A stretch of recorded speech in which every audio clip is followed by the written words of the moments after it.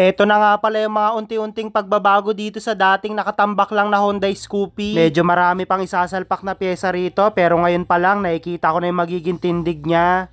Bale, ito na nga pala yung day 7, ang offline papogi nitong nabili kong nakatambak lang dati na Hyundai Scoopy. Dahil nga halos naging change oil yung naging hatol ko rito, kaya medyo natagalan din sa pagbubuo. Pero may mga ilang pyesa pa nga pala akong mapapakinabangan dito, kagaya nitong torque drive. Wala pa naman kasing tama to, kaya all goods pa gamitin. Kaya ang ginawa ko nga pala rito, nilinis ko muna. Medyo makapal pa nga pala tong lining, kaya ito pa rin yung gagamitin natin. Niliha ko lang ng bahagya yung taas para mawala yung dumi. Nagre-grease na nga rin pala ako ng torque drive para siguradong smooth na ulit ito kapag sinalpak na natin mamaya. Dito ko nga pala yung nilagyan ng grasa dito sa tatlong lock niya para siguradong hindi agad basta-basta matunaw. Dinamihan ko na rin, hindi ko na tinipid. Kaya noong nalagyan ko na nga pala yung pinakatatlong kanal niya ng grasa, saka ko nga pala nilagay itong cover. Pati nga pala yung pinaka-bearing nito sa loob, plano ko rin lagyan ng bagong grasa, kaya nilagyan ko muna tong pinaka-ehe niya. Medyo mahirap kasi lagyan yung pinaka-loob, kaya ganito yung ginagawa kong diskarte para siguradong lahat malagyan. Magpapalit na nga rin pala tayo ng bagong clutch spring, pati na rin yung center spring. Kaya isa-isa ko nga muna pala yung kinabit dito sa kabila, saka ako ginamitan ng tools para may salpak naman dito. Bali, nagpalit kasi tayo ng 55mm na block para to meron sa makina tong set natin, kaya nagpalit tayo ng pares 1K na center spring tsaka clutch spring. Kaya nung naisalpak ko na nga pala tong spring dito sa torque drive, kinuha ko na rin tong lining, tapos kinabit ko na rin yung lock dito sa ibabaw. Bali, dahan-dahan ko nga pala yung hinigpitang gamit lang yung kamay ko, tapos nung medyo matigas na, saka ako ginamitan ng impact. Medyo marami-rami na rin pala yung crack ng lumang belt, kaya magpapalit nga pala tayo ng bago para sigurado tayong walang aberya. May mga kanto na rin yung lumang pulley set nito, kaya nagpalit na nga rin pala tayo ng bago. Isang set na rin tong isasalpak natin. At habang nagsasalpak nga pala tayo ng pyesa nito ni Project Coopy, sa wakas dumating na rin yung tambutso niya. Bali, straight 9 grams nga pala tong ilalagay natin, pero pwede pa naman to magbago kapag na-break in na natin to ng maayos. Kaya pagkatapos ko nga palang ilagay yung bola rito sa pulley, saka ko nga pala isinalpak yan dito sa loob. Bagya ko nga rin pala pinigatong torque drive para maisagad natin sa dulo tong belt. Kaya nung maayos na yung pagkakalapat, saka ko nga pala isinalpak dito sa ehe niya. Naglagay nga rin pala ako ng isang tuning washer dito sa pulley, tapos ikinabit ko na rin tong drive phase. Bale, lumang bell pa rin yung ginamit natin dito, hindi ko pa nga lang pinaregroove dahil naka-stock lining pa kasi tayo. Puro kalawang lang din naman kasi naging issue nitong bell, kaya nung nalihan natin na maayos, saka ako ni-repaint para magamit uli natin. Kaya nung maayos na nga pala yung pagkakalapat nitong belt, saka ako nga pala sinalpak yung lock nut. Medyo matagal na rin ako gumagamit ng impact, kaya kabisado ko na rin yung tamang pihit niya. Kaya nung okay na nga pala tayo sa panggilid, kinuha ko na nga pala tong Bendix. Bale, dito nga pala yung sinasalpak sa taas. Sunod ko nga palang isasalpak tong starter, pero medyo makapal na yung libag nito, kaya nilinis ko muna. Kaya nung presentable na nga pala yung itsura, pinwesto ko na nga pala yung dito sa taas, tapos bahagya ko lang pinokpok para pumasok yung pinaka-gear niya sa loob. Kaya nung nakita kong sakto na yung pagkakalapat, saka ko nga pala sinalpak yung dalawang mahabang tornilyo niyan dito sa magkabilaang gilid. At para hindi na rin madumihan yung panggilid na sinalpak natin kanina, ilalagay na nga rin pala natin tong crankcase cover. Kaya nung naipwesto ko na nga pala yung dito sa gilid, kinuha ko na nga rin pala yung gagamitin natin dyan na CNC white bolt. Buti na lang talaga pares lang sila ng makina ng Honda Beat dahil nahihirapan kasi ako maghanap ko ano ilalagay natin dito. Bali, isa nga pala to sa mga parts na pinasalang natin doon kay AB Custom Powder Coating, itong crankcase cover. Kaya pagkatapos ko nga pala ikabit yung mga bolts nito, nilagay ko na rin tong plastic cover dito sa pinaka-pulley. Buti na lang talaga medyo marami na rin ako nakatabing bolt para dito dahil yung iba kasi iba yung sukat na dapat ilagay. At nung okay na nga pala tayo sa panggilid, dito naman tayo sa may bandang likod magpo-focus magsalpak ng pyesa. Bali, kinuha ko na nga pala yung metal bracket na sinasalpak sa rear fender para mailagay na rin natin dito sa likod. May mga butas nga pala na sinasalpakan sa batalya, kaya kahit hindi ko ganun kakabisado, medyo madali na lang kapain. Kinuha ko nga rin pala tong reflectorize na nakakabit dun sa luma dahil kailangan kasi natin to ikabit dito, wala kasi ako nabiling bago. May tag dalawang tornilyuhan nga pala to sa batalya na nakonekta dun sa kinabit natin kanina na metal bracket para siguradong hindi to gumalaw. Kaya kinuha ko na nga pala tong kaha na pagkakabitan ng taillight. Ito naman yung sunod na ikakabit natin ngayon. Bali, nilagyan ko muna ng 4 na body clip dito sa magkabilaang gilid, diyan kasi nilalagyan ng screw dito sa may taillight. Kaya nang nalagyan ko na nga pala yung 4, saka ko nga pala pinwesto tong taillight, tinignan ko kung sakto lang yung pagkakalapat. Buti na lang talaga all goods tayo sa fittings, kaya kinuha ko na nga pala yung body screw nito, isa-isa ko nang pinaglalagyan. Kaya nung nahigpitan ko na nga pala lahat, ito na nga pala yung naging itsura niya kapag nakakabit na to. Dito rin nilalagay susian ng U-box, kaya kailangan muna natin to mailagay bago natin isasalpak dito sa likod. Kaya pagkapasok ko nga pala ng pinakasusian dito sa loob ng kaha, nilagay ko na rin yung bracket nito, pati na rin yung stopper sa loob. Nung isasalpak ko na nga pala, medyo napakamot ako, kailangan kasing ulit tanggalin yung grab bar. Bali sinagad ko na nga pala sa pagkakaigpit kaya medyo pahirapan na tanggalin. Ginamita ko na na impact para siguradong hindi bumilog tong yayamanin. Saka ako pinasok tong kaha dito sa pinakabutas tapos binalik ko na rin tong grab bar. Kaya kinuha ko na nga pala yung rear fender, ipinasok ko lang yan dito sa ilalim. Yung pansamantala nakalawangin center stand spring nga pala yung nilagay natin dito nung nakaraan. Buti na lang dumating na tong bago kaya sinalpa ko na rin dito. Ginamita ko nga lang pala ng flat screw tapos pinwersa ko lang sikwatin hanggat sa umabot sa taas. Dahil medyo may konting oras pa na natitira sa atin bago dumilim, kinuha ko na nga pala tong brake arm. Ito naman yung ikakabit natin ngayon. Binaklas ko muna yung gulong sa likuran para lang maitulak natin tong na sinasalpakan nitong brake arm. Kaya nung maayos na nga pala yung pagkakasalpak natin, ikinabit ko na ulit tong gulong sa likod. Tapos kinonekta ko na nga rin pala tong pinaka brake cable dito naman sa brake arm na nilagay natin kanina lang. Saka ko nga pala ikinabit yung lock na allen yan. Bale ito yung hihigpit para siguradong hindi to gumalaw dito sa pinagkakabitan. At para magawa natin ang bahagyang montage yung mga naisalpak natin ngayong araw, nilabas ko muna to sa garahe para mabidyoan ng malinaw.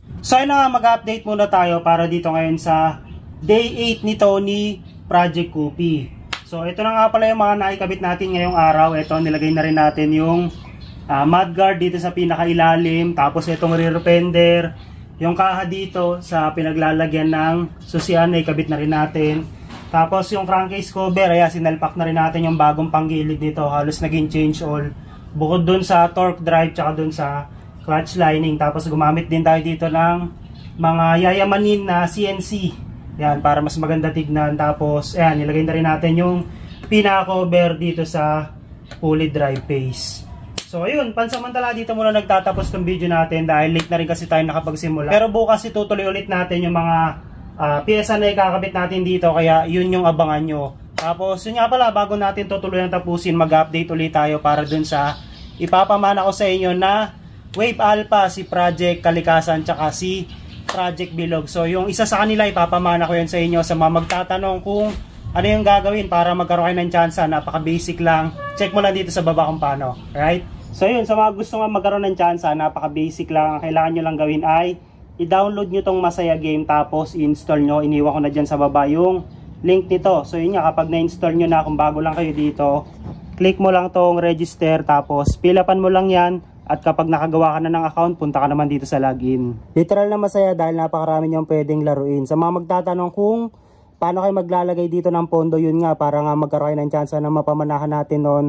Nung wave, dapat mag-top up kayo. Ayan, pili lang kayo dyan kahit magkano, pwede na. Tapos yun nga, kapag may pondo na kayo, pwede na kayong maglaro at ito yung madalas na pinaglilibangan ko rito, itong Dragon vs Tiger. Check natin kung bebenasin tayo ngayong araw. Pero pwede rito pa barya-barya lang. Kung wala kayong budget, pwedeng 10, 50, 100. Tapos pipili lang kayo kung Dragon or Tiger. Kapag tayo naman, balik puhunan lang yan. So hindi ka pa rin talo. Tapos pipili ka lang dito. Yun nga, kung magkano yung gusto mong ilaro. Subok tayo kahit na barya, 10 piso lang. Ayan, 10 piso. Pindutin nyo lang yan. Tapos dito tayo sa Dragon. So real time yan, kapag mas mataas na baraha yung Dragon kaysa sa dito sa Tiger, automatic mananalo tayo ng almost 10 pesos din yan. So ayan na, 2, 3, yun lang, medyo mas mataas to ng isang numero kaya olats tayo ng 10 piso. Ganun talaga to dahil laro nga, password yan lang talaga. So yun, sa mga nag-register nga pala dito at lalong lalo na dun sa mga nag-recharge, kaya yung pwedeng mapamanahan ko ng wave. Kaya after nyo mag-register at mag-recharge, lapag nyo lang sa baba yung SS. Tapos, abang lang kayo sa katapusan, malay nyo kayo yung benasin ngayong buwan. Right?